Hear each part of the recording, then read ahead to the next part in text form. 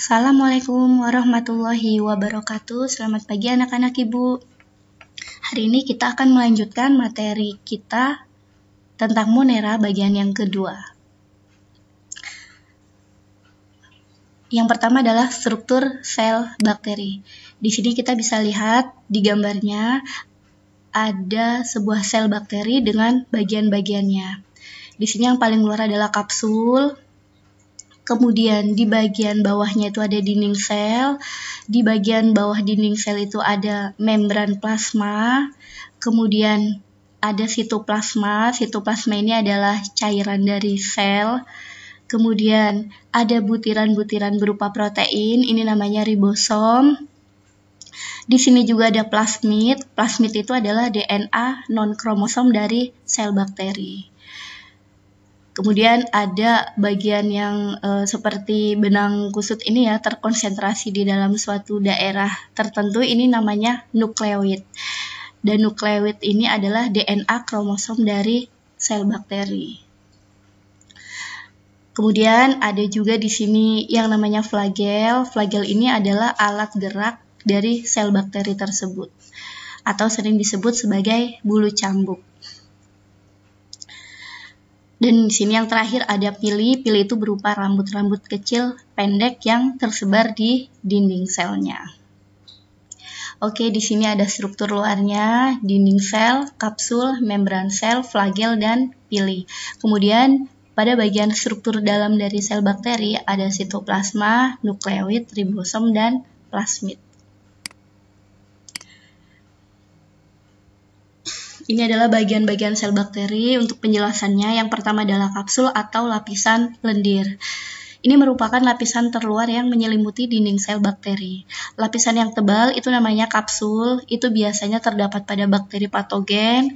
Kemudian lapisan yang tipis itu namanya lapisan lendir, biasanya terdapat pada bakteri Saproba. Fungsinya apa? Fungsinya adalah sebagai pelindung, menjaga agar sel tidak mengalami kekeringan dan membantu pelekatan pada sel bakteri yang lain atau pada substrat. Kita lanjut, untuk bagian yang kedua adalah dinding sel. Fungsinya untuk mempertahankan bentuk sel, memberikan perlindungan fisik, dan menjaga sel agar tidak pecah dalam lingkungan yang hipotonis. Dinding sel itu terdiri dari senyawa yang bernama peptidoglikan, yaitu suatu polimer yang terdiri atas gula yang berikatan dengan polipeptida pendek. Yang ketiga adalah membran plasma. Membran plasma ini tersusun dari senyawa fosfolipid dan protein yang bersifat selektif permeabel. Jadi selektif permeabel ini memungkinkan hanya zat-zat tertentu yang bisa keluar masuk sel. Fungsinya untuk apa? Membran sel berfungsi untuk membungkus sitoplasma dan mengatur pertukaran zat yang akan masuk atau keluar sel. Bagian keempat yaitu mesosom, yang merupakan penonjolan membran plasma ke arah dalam sitoplasma. Fungsinya untuk apa? Yaitu untuk menghasilkan energi, membentuk dinding sel baru, dan menerima DNA saat konjugasi. Jadi kalau untuk sel eukariotik, mesosom ini adalah mitokondria. Bagian selanjutnya yaitu sitoplasma, yaitu berupa cairan koloid yang mengandung molekul organik. Ada lemak, karbohidrat, dan protein. Kemudian di dalamnya juga ada garam mineral, enzim, DNA, klorosom, dan ribosom. Fungsinya yaitu sebagai tempat terjadinya reaksi metabolisme sel. Selanjutnya ada ribosom yang merupakan senyawa protein dan RNA. Fungsinya adalah untuk membentuk protein.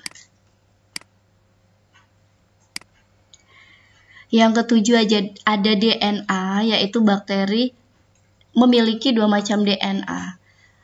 Yang pertama adalah DNA kromosom dan yang kedua adalah DNA non-kromosom atau biasa disebut dengan plasmid. DNA kromosom itu sendiri merupakan materi genetik yang menentukan sebagian besar sifat metabolisme bakteri. DNA kromosom ini berupa rantai ganda melingkar yang terkumpul sebagai serat yang kusut ya. Jadi dinamakan dengan region nukleoid. Kemudian untuk DNA non-kromosom, ini hanya menentukan sifat tertentu, misalkan sifat patogen, sifat fertilitas, atau sifat kekebalan terhadap antibiotik. DNA non-kromosom atau plasmid ini sendiri bentuknya melingkar atau sirkuler. Ukurannya jauh lebih kecil dibandingkan dengan DNA kromosom. Yang 8 ada granula atau fakolagas. Di sini fungsi granula sebagai penyimpan cadangan makanan. Sedangkan fakolagas itu sendiri memungkinkan bakteri mengapung di permukaan air sehingga mendapatkan sinar matahari untuk fotosintesis. Fakolagas ini hanya dimiliki oleh bakteri fotosintetik, yaitu yang mengalami proses fotosintesis. Ya, selanjutnya ada klorosom. Klorosom ini berisi klorofil dan pigmen fotosintetik lainnya. Fungsinya untuk apa? Yaitu untuk fotosintesis.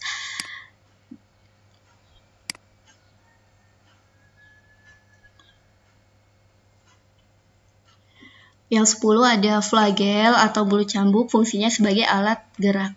Gerak bakteri berpindah tempat menuju atau menjauhi rangsangan disebut sebagai gerak taksis. Contoh pergerakan bakteri itu misalkan pada bakteri Chlorobacteriaceae melakukan gerak fototaksis positif, yaitu menuju arah cahaya agar dapat melakukan fotosintesis. Kemudian untuk bakteri aerob, contohnya Nitrosomonas, Nitrobacter, dan Nitrosococcus. Ini merupakan bakteri yang bersifat kemotaksis positif. Bakteri ini akan bergerak menuju arah dari sumber oksigen. Pengelompokan bakteri berdasarkan flagelnya. Ini ada beberapa kelompok bakteri. Yang pertama adalah atrik. Atrik itu adalah bakteri yang tidak memiliki alat gerak sama sekali atau tidak memiliki flagel. Kemudian yang kedua adalah bakteri monotrik. Kita bisa lihat ada satu flagel di bagian salah satu sisi dari bakteri tersebut. Kemudian yang ketiga itu ada lophotric. Pada lophotric ini pada salah satu sisi bakteri itu ada banyak flagelnya. Yang keempat adalah amphitric. Pada amphitric ini pada kedua sisi bakteri itu terdapat flagel. Kemudian yang kelima ada peritric. Pada peritric ini flagel tersebar di seluruh permukaan bakteri. Nah, ini penjelasannya untuk pengelompokan bakteri yang berdasarkan jumlah dan letak flagelnya. Ada atrik, monotrik, lophotric, amphitric, dan peritric.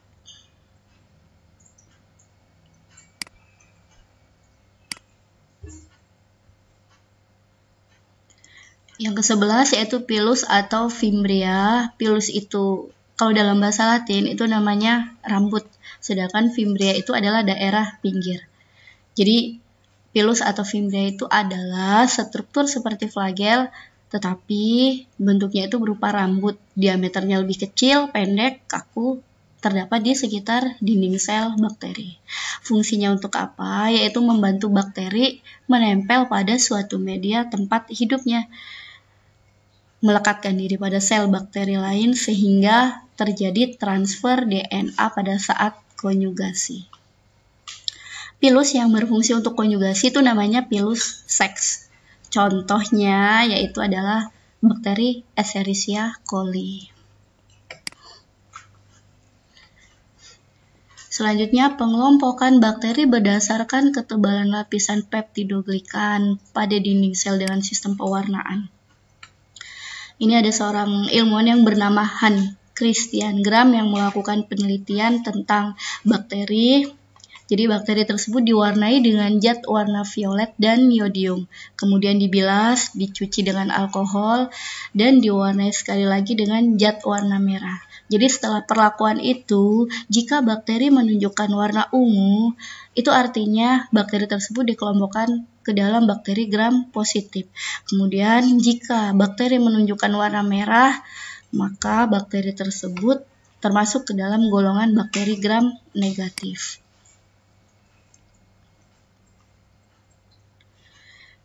Ya, penjelasan tentang bakteri gram positif yaitu bakteri yang menyerap warna violet dan memiliki lapisan peptidoglikan yang tebal. Di sini contohnya ada Lactobacillus, Eubacterium, Clostridium, dan Staphylococcus.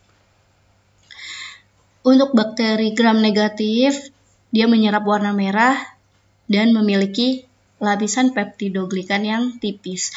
Contohnya ada Azotobacter, Rhizobium leguminosarum, dan Salmonella typhi. Cara hidup bakteri. Jadi di sini bakteri memiliki cara hidup yang berbeda-beda. Yang pertama, berdasarkan cara memperoleh makanan, bakteri dibedakan menjadi dua. Yang pertama adalah bakteri autotrof. Auto itu sendiri, tropen itu makanan. Artinya, bakteri autotrof itu adalah bakteri yang dapat membuat makanan sendiri dari senyawa anorganik. Berdasarkan sumber energi untuk menyusun makanan, maka bakteri itu dibedakan menjadi ada yang namanya bakteri fotoautotrof dan kemoautotrof. Apa sih yang dimaksud dengan bakteri fotoautotrof? Foton itu cahaya, auto itu sendiri, tropen itu makanan. Jadi, bakteri fotoautotrof adalah bakteri yang dapat membuat makanannya sendiri menggunakan energi cahaya matahari melalui proses fotosintesis. Contohnya ada Chlorobium dan Rhodopseudomonas. Di sini ada beberapa pigmen fotosintetik. Yang pertama ada pigmen hijau yang sering dikenal dengan nama bakterioklorofil atau bakterioviridin. Kemudian ada pigmen ungu yaitu bakteriopurpurin, pigmen kuning itu berupa karoten, dan pigmen merahnya itu dengan istilah bakteriorhodopsin. Selanjutnya ada bakteri kemoautotrof. Kemo itu kimia, auto sendiri, tropen itu makanan. Di sini ada beberapa contoh bakteri kemoautotrof. Yang pertama adalah bakteri besi. Jadi bakteri Cladotrik ini dia bisa mengoksidasi ion ferro diubah untuk menjadi ion Fe. Seperti ini reaksi kimianya. Kemudian yang kedua adalah bakteri belerang. Itu contohnya Thiobacillus thiooxidans. Di sini bakteri belerang akan mengoksidasi sulfur menjadi sulfat H2SO4. Yang ketiga ada bakteri nitrit. Contohnya ada Nitrosomonas dan Nitrosococcus. Bakteri ini akan mengoksidasi amonia menjadi senyawa nitrit. Kemudian yang terakhir ini ada bakteri nitrat atau nitrobakter. Bakteri ini mengoksidasi nitrit menjadi nitrat.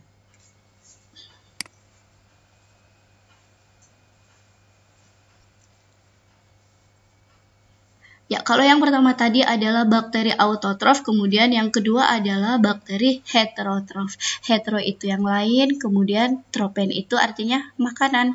Jadi, bakteri heterotrof adalah bakteri yang mendapatkan makanan berupa senyawa organik dari organisme yang lain. Ini terdiri dari yang pertama, ada bakteri saproba atau pengurai. Jadi bakteri ini memperoleh makanan dengan cara menguraikan organisme yang udah mati atau bahan organik lainnya. Contohnya ada Escherichia coli dan Clostridium botulinum.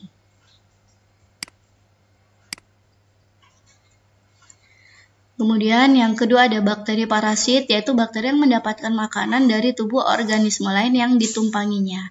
Ini biasanya bersifat patogen karena bisa menimbulkan penyakit. Contohnya Mycobacterium tuberculosis dan Chlamydia trachomatis.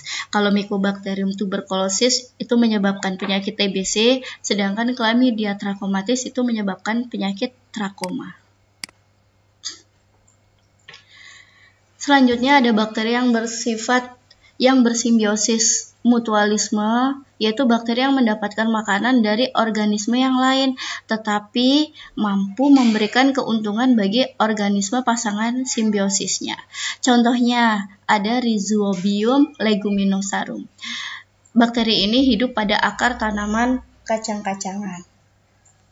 Jadi, bakteri ini memperoleh makanan dari sel-sel akar, kemudian mampu mengikat nitrogen bebas. Dan nitrogen bebas itu sendiri digunakan untuk memenuhi kebutuhan dari tanaman kacang-kacangan tersebut. Kemudian contoh yang kedua adalah Escherichia coli. Ini hidup di usus besar manusia. Jadi bakteri ini memperoleh makanan dari sisa-sisa pencernaan manusia, dan manusia memperoleh keuntungan karena bakteri ini membantu menguraikan sisa-sisa makanan dan menghasilkan vitamin K atau kalium. Ya, berdasarkan kebutuhannya terhadap oksigen, bakteri dibedakan menjadi 3 golongan. Yang pertama adalah bakteri aerob. Jadi bakteri aerob di sini dia mutlak membutuhkan oksigen untuk hidupnya. Jadi jika tidak ada oksigen maka bakteri ini akan mati. Contohnya ada Nitrosomonas, Nitrosococcus, dan Nitrobacter. Yang kedua ada bakteri anaerob atau anaerob fakultatif. Di sini bakteri hidup dengan baik jika ada oksigen maupun tidak ada oksigen. Contohnya Escherichia coli dan Lactobacillus. Yang ketiga adalah bakteri anaerob obligat. Jadi bakteri ini tidak membutuhkan oksigen dalam hidupnya. Jika ada oksigen maka bakteri ini dapat mengalami kematian. Contohnya ada Clostridium tetani dan Methanobacterium. Oke, demikian tadi penjelasan dari Ibu tentang bakteri bagian yang kedua. Ibu ucapkan terima kasih. Tetap semangat buat anak-anak Ibu. Wassalamualaikum warahmatullahi wabarakatuh.